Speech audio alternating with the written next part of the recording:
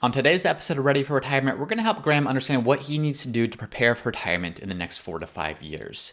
He has questions around whether he should continue maxing out his 401k, how his investment should start to change, and what he should begin doing with savings accounts today to best prepare for his retirement. Let's jump right into his question. Graham sent in a question and he said this: I recently found your podcast and my wife and I are learning so much. We're both in our early 50s and we're looking to retire in the next 4 to 5 years. We're currently working full-time, bringing in around $320,000 per year combined. We both max out our 401k and invest an additional $40,000 per year that we put into a couple of index funds within a brokerage account, along with a smaller amount to our savings. We rent and we do not have any debt and we don't have any kids. Our portfolio is as follows: $400,000 between our 401ks, $220,000 in IRAs from previous 401k rollovers, $95,000 in a Roth IRA, $1.5 million in a joint brokerage account, and $20,000 in high-yield savings. The brokerage account has a tech-heavy focus, with one stock comprising 60% of our portfolio. Starting this year, we took about 15% of the position as a capital gain, and we invested it into an index fund at another firm. With our retirement age, we're planning to use our brokerage account, optimizing tax gain harvesting along with a bit of Roth conversions, to live on until we're able to pull from other sources. We're thinking of leaving Social Security until age 65. We are budgeting $100,000 per year for retirement expenses, plus an additional $20,000 per year for travel, plus $18,000 for healthcare. We do plan to continue to move out of our single position, our concentrated position, over the next 4 to 5 years, each year, and place those proceeds into a more diversified index fund. Our question is, should we continue to max out our 401ks at work? We don't have enough money in our emergency high-yield savings to live on should the market take a downturn. Is it worth using the next few years to stash away enough to cover 2 years of living expenses should we need to adopt a guardrail strategy and leave our brokerage account intact? Thank you, Graham. Well, Graham, thank you very much for your question. Thank you to all of you, by the way, who are submitting questions. I know quite a number come in each week, and I do review all of them, and I try to prioritize the questions that the greatest number of people are asking something in a similar vein, or the questions I think would be most appropriate for an episode here. So, Graham, thank you for your question, as well as all of you who are asking others. Outside of the specific question that Graham asked, which is, should we keep maxing 401ks or should we start to prioritize building up our emergency fund? There's some other things I want to point out or pull out of Graham's question, things that I think might even be of bigger priority to Graham and his wife's ability to retire. Those things are the biggest risk that I see to their plan that maybe isn't fully being appreciated here. Number two, how do we prioritize different tax strategies, things like Roth conversions and tax gain harvesting, when they may conflict with one another in any given year? And then number three, should they keep maxing out their 401k plan or should they prioritize building up their emergency fund? But let's start with number one. I'm kind of viewing these in order of importance of what I see if I was looking at this plan. And as always, none of this is intended to be advice. So to Graham, to anyone else, this should not be taken as direct advice as much as a conversation of what types of things should you be looking at as you're exploring your finances, especially as you're preparing for retirement. So Graham says this. He says, quote, "We plan to continue to move out of our single position over the next 4 years, each year, and place those proceeds into a more diversified index fund." So I have no idea what specific stock that Graham and his wife own. What I do know is they have $1.5 million in a brokerage account. And of that, he said 60% is in a single position or single stock. So what that means is $900,000 is in one specific stock, some type of tech stock. Now, my guess is that stock's probably done pretty well over the last number of years, just because tech stocks as a whole have done really, really well over the past number of years. But here's the thing. When we start to see this, we know, okay, too much in one stock, that equals risk. That risk equals bad. What we start to do is let's come up with a plan to sell out of that. And maybe we do that over the next number of years. And now as we start to think about doing that, another risk pops up. And that risk is, oh my goodness, look at this tax hit that we're going to face. Especially if this is a stock that they purchased a while ago for a very low amount of money, and now it's worth a lot of money, $900,000. Yes, you know that it's risky to hold an individual stock, but now you're up against taxes and that tax bill you're going to face for selling it. So here's the challenge with that. When we see that tax bill or that expected tax bill, if we were to make a change, that's right in front of us. We know with certainty that we're going to be paying that tax bill, and that's going to hurt as soon as we start to sell in that stock. What's actually the biggest risk, though, is not that tax bill. That tax bill is going to be there. And I'm not saying this because I don't think you should be wise and have a prudent tax strategy and maybe try to spread that out or minimize that as much as possible over time. but we mistakenly believe that that tax hit, that guaranteed tax hit if we sell now, is the biggest risk to our plan, when in fact the biggest risk to our plan is that stock, that $900,000, dropping by 40, 50, 60% or more and never really recovering. And now sometimes it's difficult to wrap our minds around, okay, well, James, how likely is that actually going to be? Over the last decade and a half, these things have only gone up in value. And that's right. They have only gone up in value for the most part over the last 10, 15 years or so. But there have been plenty of stocks even over that decade and a half, and certainly plenty of stocks over longer periods of time that we look backwards, that have dropped in value 60, 70, 80% and have not recovered. So one of the things that we have to do is start to identify what is our biggest goal. That's the first thing that we want to do. And the biggest goal, it sounds like for Graham and his wife, is how do we prepare for a secure retirement in 4 to 5 years? Great. What's the biggest risk to that goal? Taxes, I wouldn't say, are a risk to that goal, simply because they're going to happen. It's just a matter of, are they going to happen over the next 4 to 5 years, or are they going to happen more all at once? And yes, like I said, let's come up with a good tax strategy to minimize that to the greatest extent possible. But I wouldn't say it's a risk because it's going to happen regardless. It's definitely something that's more like a hurdle, something that we have to plan for. The biggest risk, that thing that could wipe us out, is that stock dropping in value. And as we look at that, what's going to hurt more? Paying 15 to 20% taxes on the gains of a stock, or potentially losing 40, 50, 60% of the entire amount, both what you initially purchased the stock for plus those gains, and that amount never recovering. Why do I start with this, and why am I really harping on this? Well, anything that has the capacity to increase, like tech stocks have, also has the capacity to decrease. We've seen this plenty of times before, as recently as 2022. Now, a lot of them have since recovered after a really down year for stocks, for tech stocks in 2022. But prior to that, there's many tech stocks, there's many stocks in general that just never really recovered. So I want to start, before we jump into 401k versus emergency fund versus alternative tax strategies, start by understanding what is the biggest single risk to this plan, Graham and Graham's wife. Well, it's this individual stock dropping in value 40, 50, 60 plus percent. That would have a far more devastating impact than would paying some of those taxes earlier, meaning instead of spreading it out. And again, I'm not recommending that you do this because I don't know enough about your situation to make a recommendation, nor can I give recommendations over this podcast here. But that is what jumps out to me as saying that's where my attention, that's where my focus would go first before even starting to explore other things, is how do we start by neutralizing risk in our plan to the greatest extent possible. And sometimes that means paying a heavier tax bill up front just to make sure that we're in a position where we've minimized the impact that a market downturn or even a single stock downturn can have on the rest of our lives. The next thing I would want to look at from there is to start to prioritize different tax strategies. And now with these tax strategies, most of these are going to be things that happen in retirement. Graham and his wife are working. They both have 401ks. When you're working in this W-2 position, there's only so many things you can do to decrease your tax bill. What's the low-hanging fruit? Well, are you putting money into a 401k? If you have things like a health savings account or a flexible spending account, are you putting money in there? If you have charitable giving or mortgage interest or whatever the case might be, are you getting the proper deductions? But there's not a tremendous amount of tax planning you can do on the front end. That's not to say there's not tax planning, because there certainly is, but there's a handful of boxes that you want to make sure that you're checking. The tax planning for most people really comes into play when they're retired.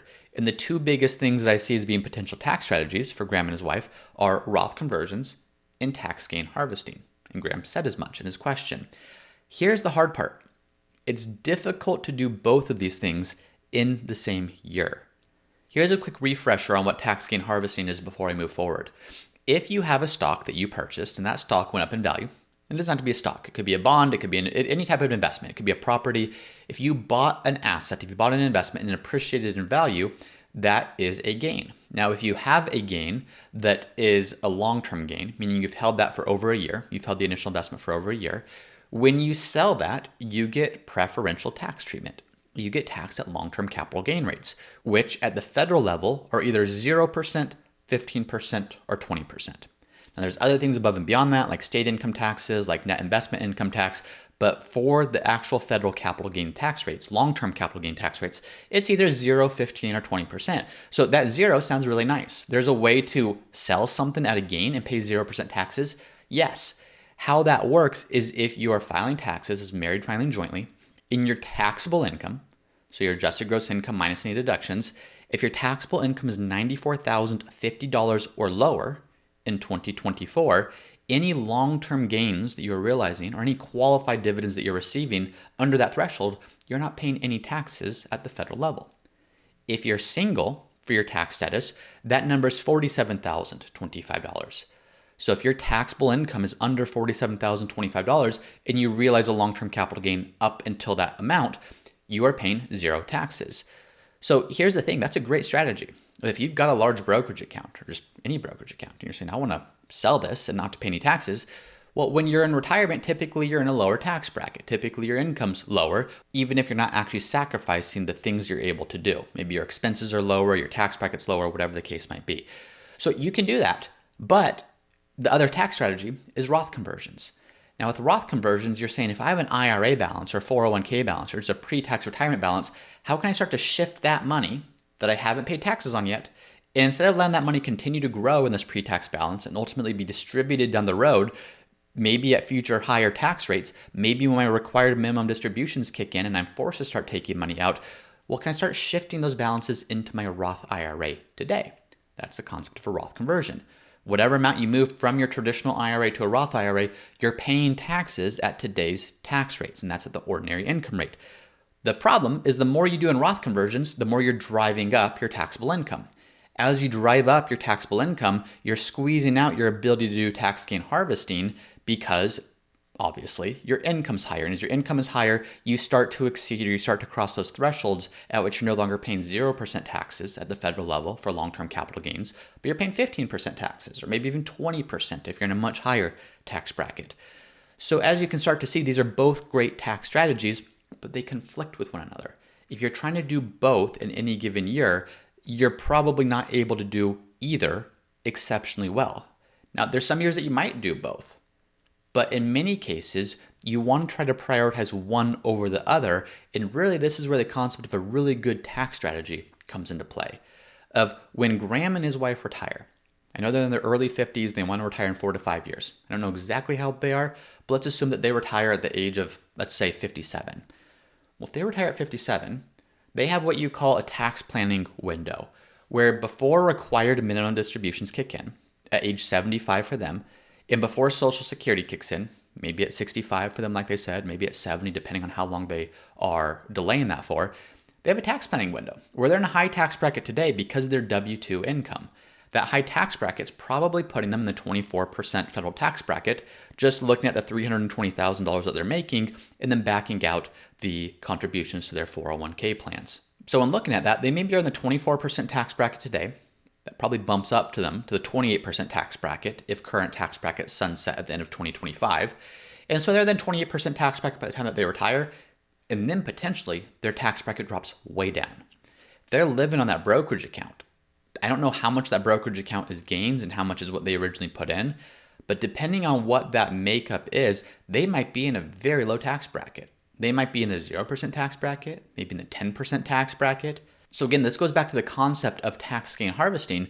They could realize a decent amount of long-term gains. And by realize a gain, I mean, look, if you bought Apple stock for $20,000 and now it's worth $100,000, you could sell that $100,000 if this is long-term gains. And that $80,000 of long-term gains, if that was your only income source, you wouldn't pay any taxes on that because married filing jointly, if your taxable income is under $94,050, you're in the 0% federal capital gains tax bracket. So they were in the 28% tax bracket, let's assume, or they will be in the 28% tax bracket at the federal level. I don't know what state they're in when they retire. Then potentially in the 0% tax bracket, maybe the 10% bracket for the next several years.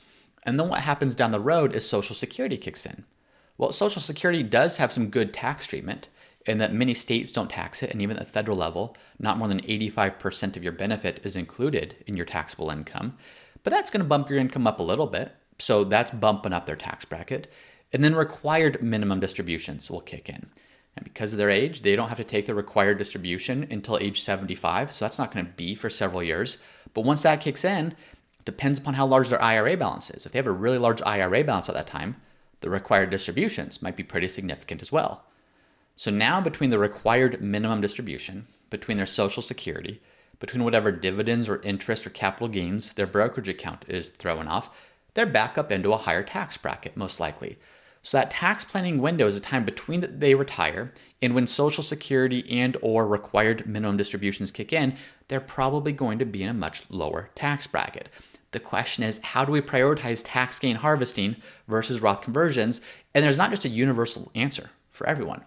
It depends on so many different variables, but two of the bigger variables are what is the size of your traditional IRA or your pre-tax account balances today, and what does your brokerage account look like?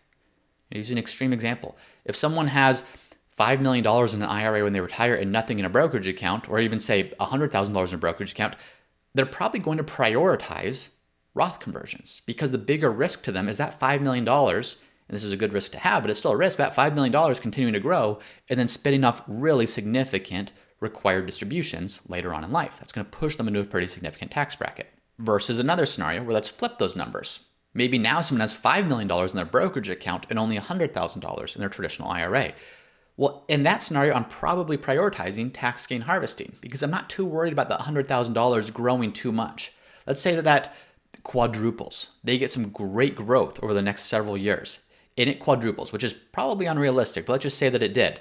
That $100,000 turns to $400,000. The first year of a required distribution with a $400,000 portfolio, give or take, your required distribution is probably about $15,000. That $15,000 probably isn't pushing you too significantly into another tax bracket. So that's where I'd probably look at the $5 million brokerage account and say, what can we do to realize as much gains as possible in long-term gains under the 0% threshold? And probably at that level, you're not able to realize all the gains under the 0% tax bracket. But I'm really prioritizing the brokerage account in that situation. How can we make this as tax efficient as possible? Because that's becoming the bigger potential risk to our plan of the taxation of it being suboptimal considering what we want to do. So as we look at Graham and his wife's situation, their numbers aren't as skewed, but they have $1.5 million in a brokerage account and about $620,000 combined in their 401ks. Now, to both of these, they're going to make pretty significant contributions over the next number of years. And in this case, I'd probably want to prioritize that brokerage account. Not because the IRAs are insignificant, no, but at $620,000, it's a good balance to have. That's not inconsequential at all. But it's not a number that if I look at them retiring potentially at age 57 and not having to take required minimum distributions until age 75, what is that? That's 18 years. They have a lot of years to get some conversions in.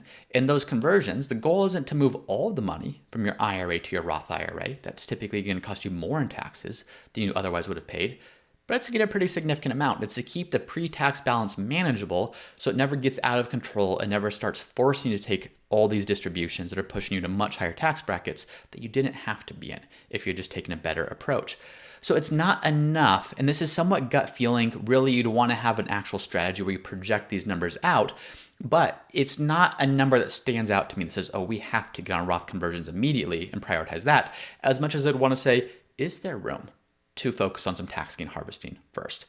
If for no other reason than the fact that their brokerage account balance seems pretty out of balance today. The balance seems way too heavily concentrated into stocks and specifically tech stocks. And one of the first things I'd want to look at is to say, okay, if you're going to retire in 4 to 5 years, where's income going to come from? Okay, if income is going to come from that brokerage account, do we have some reserves in there? Do we have some money that's not going to be subject to the ups and downs of the stock market that we can plan to live on? And that is going to probably push us in the direction of maybe even starting to make some of those changes today. So to some degree, the extent that you do tax gain harvesting 4 to 5 years from now depends upon how much of that work wasn't done today. A lot of this work I'd probably want to do today, not because there's tax benefits to sell some of those portfolio assets today. There's not. If you're in the $320,000 income level, you're above the 0% long-term capital gain, 0% tax threshold. That being said, to me, it'd be a greater priority to get the right allocation, to get the right investment mix in their brokerage account today than it would be to say, hey, hold off for 4 to 5 years on this and don't make these changes until you retire because you might be able to do so at lower tax brackets. That's true. And that might save you a little bit of money in taxes, but you're also keeping yourself open or subjecting yourself to way more risk than you need to because, as I mentioned at the beginning, the risk of a significant decline in that brokerage account balance is significantly greater than the risk of paying a bit more in taxes along the way to get the right allocation up front. So this is one of those things that's not easy just to say, oh, here's a perfect formula for how much do you prioritize Roth conversions versus how much do you prioritize long-term gain tax harvesting. But needless to say, you want to look at the time frame that you have to work in, kind of that tax planning window like I discussed. You want to look at the balance of your IRA and the balance of your brokerage account. And then you want to map out a strategy for, based upon our specific goals, based upon the income we need to meet those goals, how should we be working this? And there's all kinds of other variables that fit into that as well, but that's a general approach for what you should be looking at. So those are two topics that Graham didn't ask specifically, but they're the things I'd work through first. The biggest risks of the plan and then the prioritization of different tax strategies. What Graham did ask is, should they keep maxing out 401k plans? Well, here's the thing. They should definitely be saving something. They're preparing for retirement in 4 to 5 years at a pretty young age. And so yes, you want to save, you want to make sure that you're planning for something. And for the most part, whether it's in a 401k or a brokerage account, you can invest in similar funds. Now in a brokerage account, you have way more optionality. You can invest in just about anything. In a 401k, you don't really have that option, but for the most part, 401ks today are significantly better than they used to be in the past. But for the most part, you should have some relatively low-cost options to own large company stocks in the US, small company stocks in the US, international companies, real estate, bonds, etc. So no, you're not going to have thousands and thousands of options, but hopefully if it's a good plan, you have some core options that work well for what you should be invested in. So when you're choosing, should I invest in a brokerage account or in a 401k, as Graham did, it's not really an investment decision. It's not, okay, well, where can I get this specific investment? Because for the most part, you should be able to get somewhat similar investments, assuming it's a good 401k plan. Now, if it's not a good 401k plan, you don't have options, then what I just said is irrelevant. Like, it does matter. You do want to make sure that maybe you're prioritizing a place that you can actually get good investments. But I'm assuming for this question that Graham's got a good 401k. Really what it comes down to is a tax question. It's a tax decision. Of if I'm investing in my 401k versus investing in my brokerage account, it's not because in one place I can access this fund and in the other place I can't. It's because one's going to be a better tax decision for me than the other will be. So the question is really, should I pay taxes now, which is what they'd be doing if they prioritize just saving to a brokerage account or just saving to a high yield savings account because they're paying taxes on their income and then using the after-tax balance to save to brokerage or savings, or should they pay taxes later? That's what you're doing when you're investing in a pre-tax or traditional 401k plan. You're deferring the taxes that you otherwise would have paid today at the federal and state level, and you're saying, I'll pay these instead when I pull the money out of my 401k in retirement. Well, today, and I don't know if they have any deductions, I'm guessing not, because they said that they're renting today, unless they do a huge amount of charitable giving, or unless they do a huge amount or have a huge amount of medical expenses, Graham and his wife are probably taking a standard deduction. They would have to have quite a bit of expenses, either on the charitable giving side or the medical expense side or something else to itemize. So assuming a standard deduction on their $320,000 of combined income, even after backing out any of their pre-tax 401k contributions, they're probably in the 24% tax bracket. Well, in retirement, what tax bracket are they going to be in? This will help to inform, do they do pre-tax today or do they do after-tax today? If they're going to be in a lower tax in retirement, or if they're going to be in a lower tax bracket in retirement, well, you probably want to take the tax deduction today and then pull that money out at a lower tax rate in the future. Well, we know that between the $100,000 that they want to live on, plus $20,000 for travel, plus $18,000 for medical, they want to live on $138,000 total after taxes in retirement. So what tax bracket will that put them in? Well, this is the hard question about retirement, is I could tell you exactly what tax bracket they'll be if they said we need $138,000 of ordinary income, but they don't. In retirement, they get to make the decision of, do we create that $138,000 of income, maybe some from our high yield savings account, which has already been taxed, some from dividends, some from interest, some from capital gains, some from an IRA withdrawal, some from taking money from our brokerage accounts, the principal that we've already put in. Now, you're not typically making it that complicated, but all those things are taxed differently. So what will their tax bracket be? Well, the answer is it totally depends upon where they pull income from to create that $138,000 after taxes. That being said, that they could probably keep their income in the 10 to 12% tax bracket if they wanted to, especially if they're doing that thing that we talked about of maybe keeping income low to prioritize Roth conversions in some years, or keeping income low to prioritize tax gain harvesting in some years. So if you look at it and say, okay, well, you're in the 24% tax bracket today, which might become the 28% tax bracket by the time that you retire.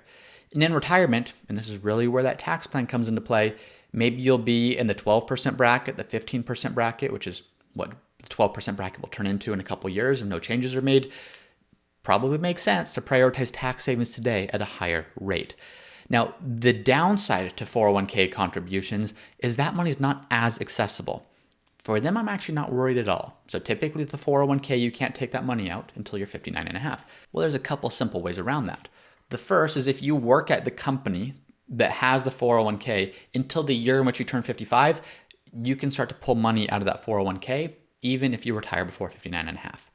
So if Graham and his wife are working at 57 and they both have 401k plans at their company, well, they could draw from those 401k plans, still pay taxes, but they wouldn't be paying the 10% early distribution penalty if they kept those 401ks at their company. The second thing is even if they didn't have the 401ks at their company and everything was in IRAs, well, there's the 72T distribution, substantially equal payments from your IRA. But the good news is they probably don't need to do either of those things. Because they have such a significant brokerage account, in looking at this, unless something devastating happens to their brokerage account, like that stock that they're in goes to zero, they're probably going to have enough to meet all their needs in their brokerage account by the time that they retire that they could just live on that and not have to tap into the 401ks.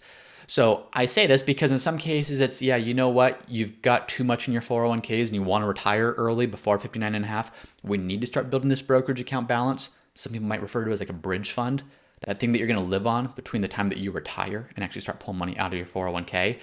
But they've got that bridge fund. They've got that brokerage account. So I'm not too concerned about them not having that.